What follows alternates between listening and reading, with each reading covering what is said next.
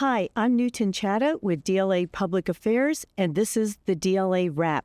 This is your opportunity to get to know DLA people and DLA programs on a more personal level. Today, my special guest is Adarryl Roberts, DLA's Chief Information Officer. Welcome to the DLA Rap. How are you today? I'm great. Thanks for having me, Newton. So, the first question I want to ask you is, how long have you been with the Defense Logistics Agency, and how did you happen to come here? So I've been a proud member of DLA since 2010. Started as the program manager for what was then known as wide area workflow. Once I transitioned from the program management position, I was what we call a portfolio manager in J6. Then I took a hiatus from supporting at the program level and was chosen to support what was then the Center of Business Systems Excellence. Went back to being a portfolio manager, and then had the opportunity to become the PEO in 2019.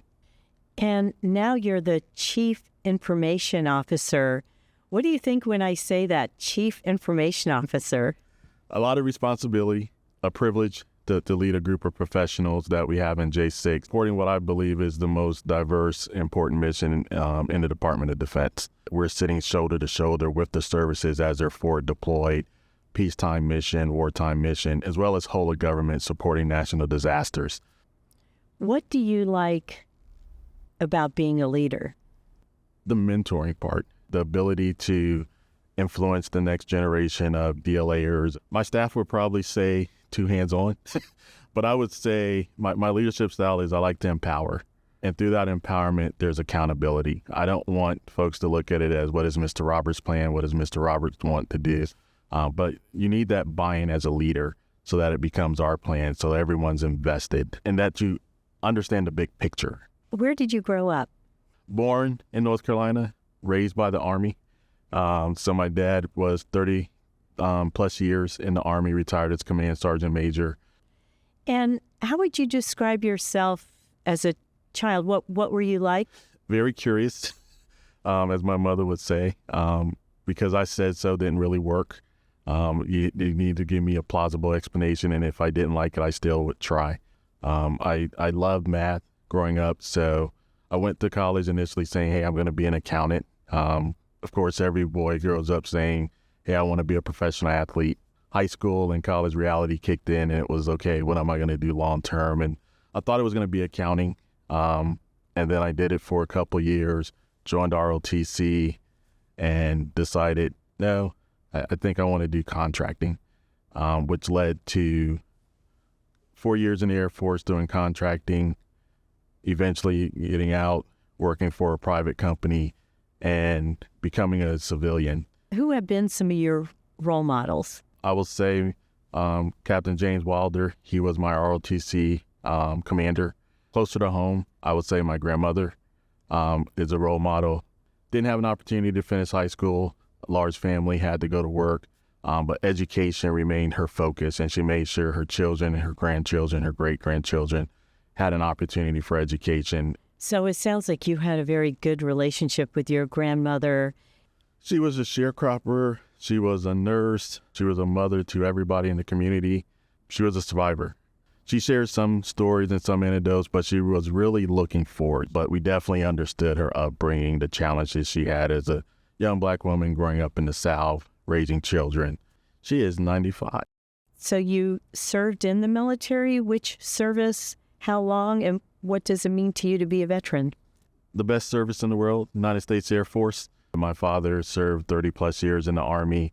I've had uncles that have served in the Navy and the Army as well. Doing something greater than yourself has kind of been instilled in me early in life, and just proud to support the country, our freedoms. Where do you live, and what's your commute? I live in Richmond, Virginia. I get to enjoy I-95 South for an hour and a half each way every day.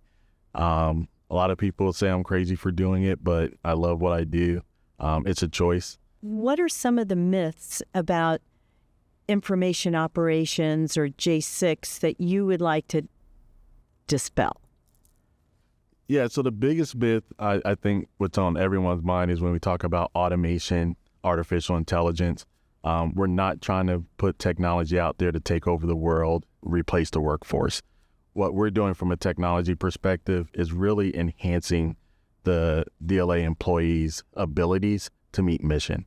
The secret sauce of DLA will always be their people. What do you love about your job? It's the people and the mission. There's a lot of pride that comes into seeing what we do from a J6 perspective, support DLA's mission, and seeing the output of that. If you look at the COVID support that DLA did throughout the 4 years of COVID, supporting efforts in Yukon with the Ukraine, national disasters that are occurring, a lot of that is on the back of IT and infrastructure that we've put in. So just seeing that output and our ability to support the nation and working with people, that's what I love every day. What are your goals as CIO? My first goal is really to focus on the user experience.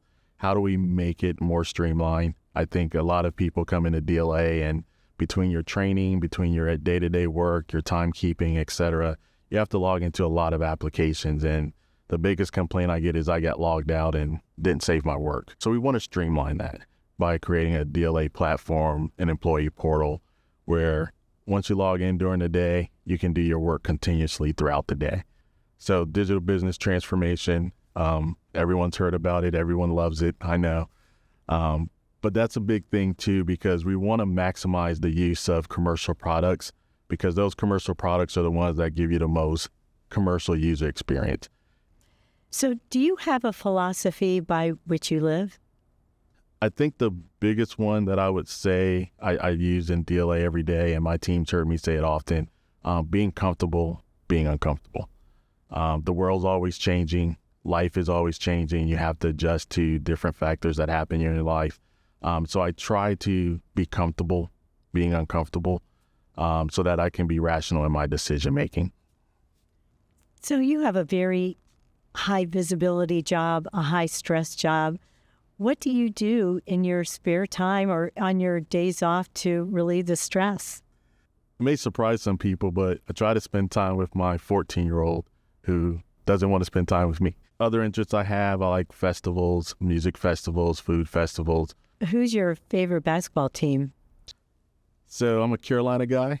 So UNC, college basketball is my favorite, but a Lakers fan my whole life. Favorite player? Has to be Michael Jordan. What is one thing about you that may surprise people? Wow, that's a good one.